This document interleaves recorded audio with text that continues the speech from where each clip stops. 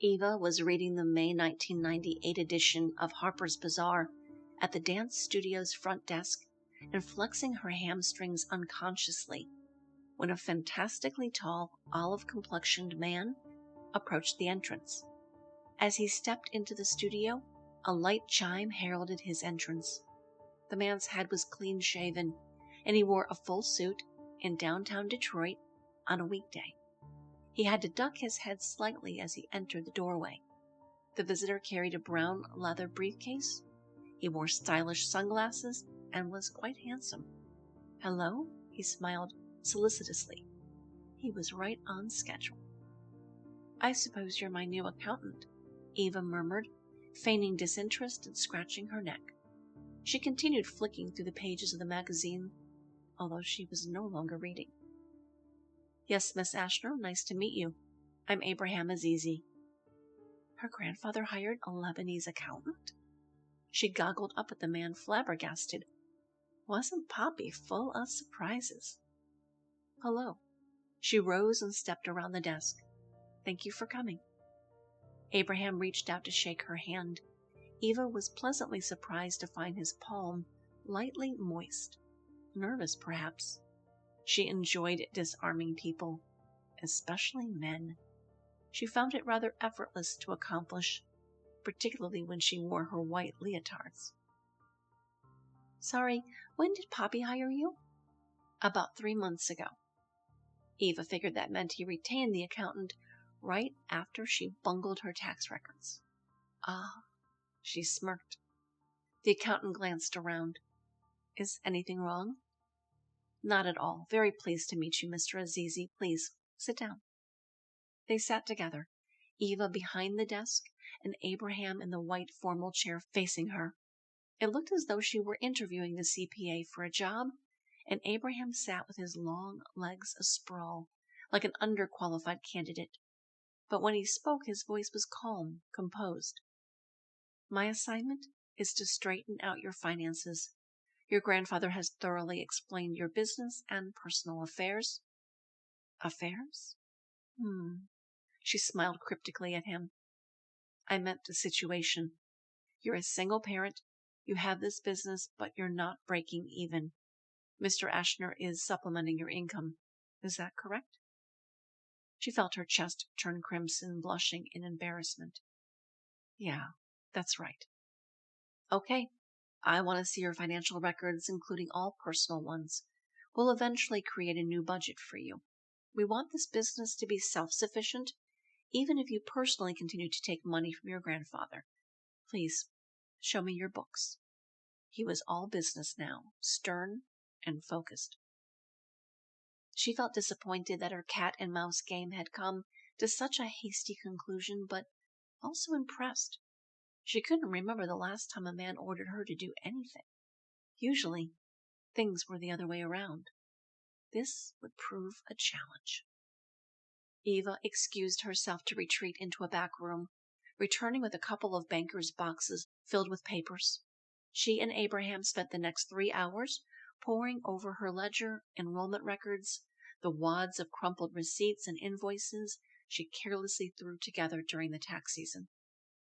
Abraham would scrutinize a receipt, glance around the desk, and finally place the receipt into one of 4 piles. Reviewing one item in the ledger, Abraham pointed and asked, "What is this humming something?" She looked over, feeling his breath close to her ear. "That's Hamantaschen," to which she received back a raised eyebrow, a blank look. "It's a pastry. I bring in platters of dessert and some coffee during the open houses for the parents to nosh on." He swallowed a quarter bottle of water in one gulp. "Oh, tell me about the open houses." "Well, once or twice a quarter, I open up the studio on a Saturday night. I send out invitations through the daycare centers. I tell the teachers to pass the word, tell all their girls ages 3 to 5. Every teacher that sends a student that later signs up, I give a $10 gift certificate to Olga's." Abraham nodded and asked no more about the open houses or the Hamantaschen. They drank their water and alternately stood to stretch, the CPA, or pace, Eva.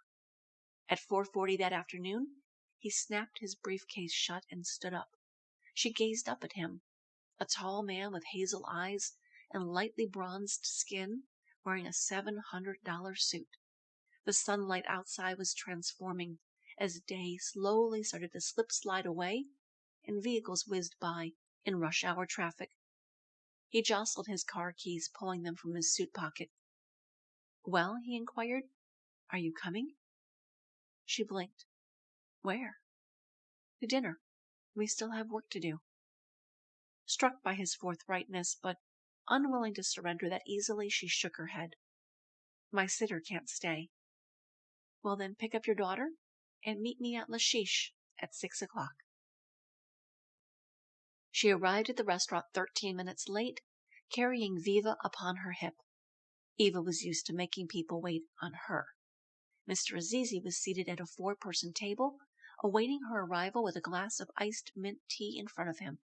A high chair was already positioned in place for the toddler. Eva deliberately changed into her most casual of apparel, a gray t-shirt, jeans, and black Converse sneakers, her hair pulled into a loose ponytail.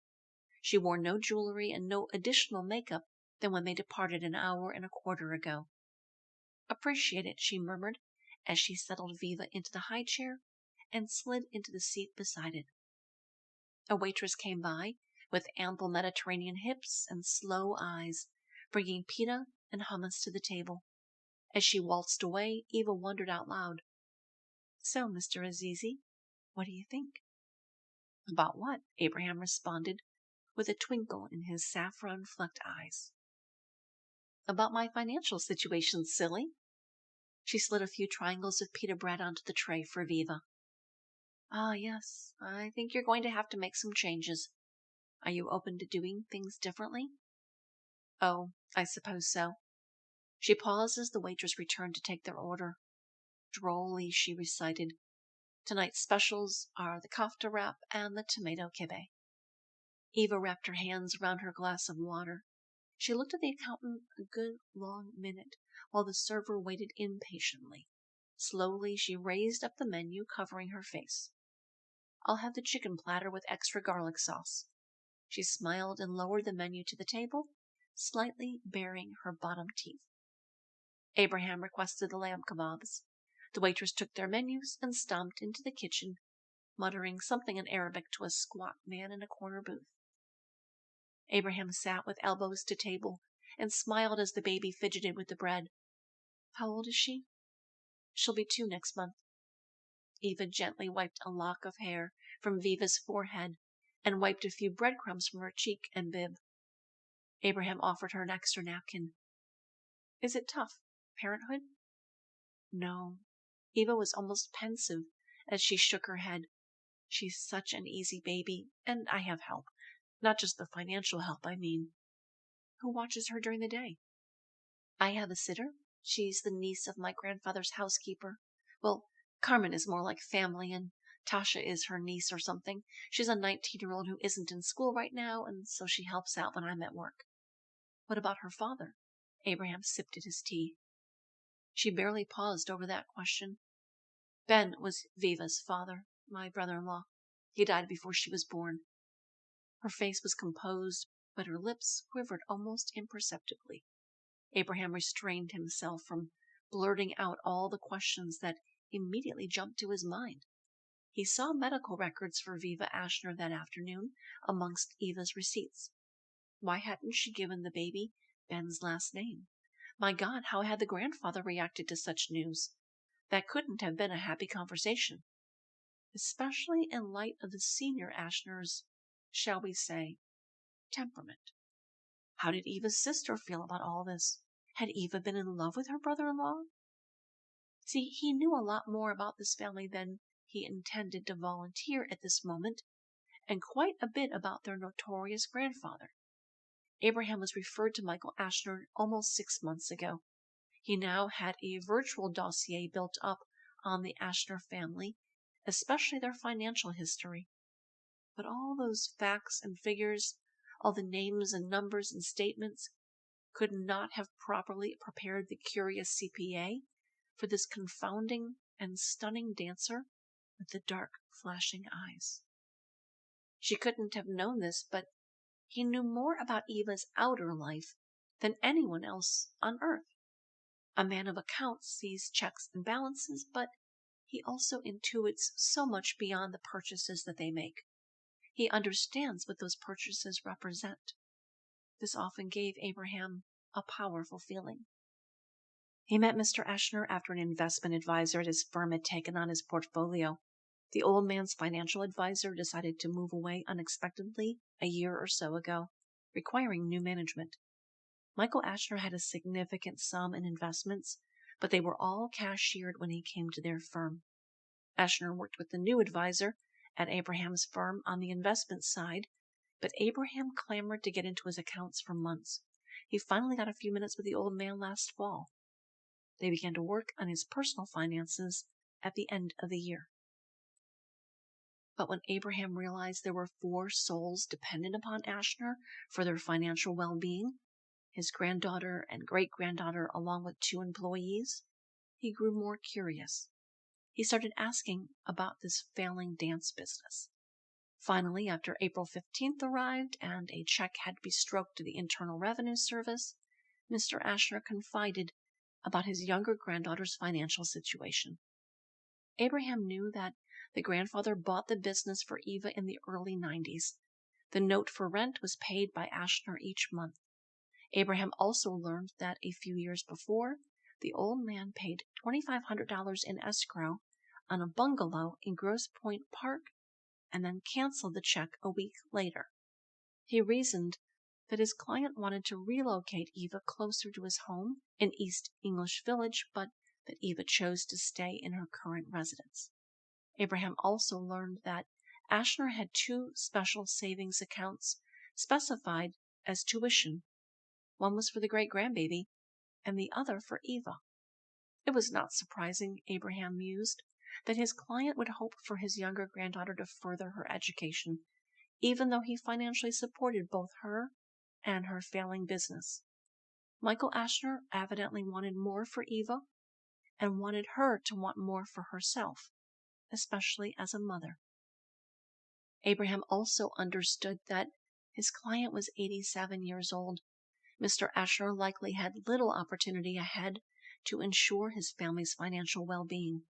The clock was ticking. Abraham discovered that shortly before Viva was born, her great-grandfather began giving personal checks each week to Eva for $200. He saw in her bank statements that she cashed each one only a day or so after issuance. Unashamedly, he presumed, Eva allowed her grandfather to support her. He knew that there were no checks issued in the name of Lena Eschner Bierman, at least during the past 3 years. He wondered, as the food arrived on sizzling plates, why would one sister rely almost completely upon her grandfather, but the other abstain from his help altogether? Was it Eschner's choice or their own? And what did accepting that assistance or refusing it imply about each of these women? He was familiar, of course, with whom he was dealing. When the firm first retained his client, Abraham learned a few things from the partners. Michael Eschner was connected. Michael Eschner was in the syndicate, or used to be, or something along those lines. He had retired, was the word on the street, but nobody really seemed to know for certain. Abraham conducted a little extra private research as he prepared to take on this account. On the surface, Michael Eschner was a colorful retiree with a great portfolio, but he was also a man who could never really shake his past. A thug, an ex-con, powerful mover and shaker who appeared to still carry clout in certain circles throughout the Detroit area. All of this was mostly true, although Michael Eschner did not live in the past. He missed his late wife and the son that died far too young, but all the grand adventures of the past, his crimes and misdemeanors, had largely faded from memory. He lived for today. Poppy was a family man, determined to wake each day and make of it what he could, and that simply meant time with the people he loved. Abraham was intrigued by his client and now found himself equally fascinated by Ashner's candid and quite pretty granddaughter. The adults continued to chat over dinner, pausing to take a bite or so of food, a sip of drink, for Eva to wipe down Viva's hands with dampened napkins. He asked her, "Why did you want to open a dance studio?" She finished her last bite of chicken. "I studied ballet for a couple of years in New York before moving back to Detroit. I got a job in retail when I first returned, and I hated it." "Where was that?" "Oh, an eyewear place on Woodward. I was awful at sales, really. So I was constantly going to my grandfather and asking for a loan here and there, and he and I both knew it was unlikely I'd be able to pay him back. He wanted me to get a degree in something, but there's only been one thing I've loved learning. I thought I would enjoy teaching dance as much as I enjoyed doing it. We just both knew that if I undertook anything else, I'd be miserable, and I'd make everyone else just as miserable. So I decided to open my own place." "How did you get your first clients?" He noticed as the evening progressed, and their conversation became more in-depth, that she tended to hold eye contact in a very direct way. Abraham was not the kind of man who was turned off by a forthright woman. "There was this gal who had a studio on Livernois that I would practice at. She mostly taught modern dance for teens, but she had 3 classes of younger girls taking ballet and tap. She was older and in need of money, so Poppy and I bought out her under 10 client list." "How many of those original students remain?" 3 or 4, but that was a few years ago. Those girls grew up, and when girls hit grade school, most drop out of dance." He frowned. "Why is that?" She held out a sippy cup for Viva to drink from. "Ballet is a little girl's dream, I guess. They get to twirl around and make their mommy and daddy proud and dress like a princess and put their hair up like a big girl. But by the 2nd grade, they get distracted. Friendships start to form, and that influences the kids. Ballet is no longer so cute to them." "So do you only teach ballet?" "Mostly. A little tap. But yes, ballet is definitely my favorite." The baby started to pout, and she tried to push away from the tray. It made a clanging sound, and some of the other patrons turned to look. Abraham folded his hands together. "Would you consider teaching other classes?"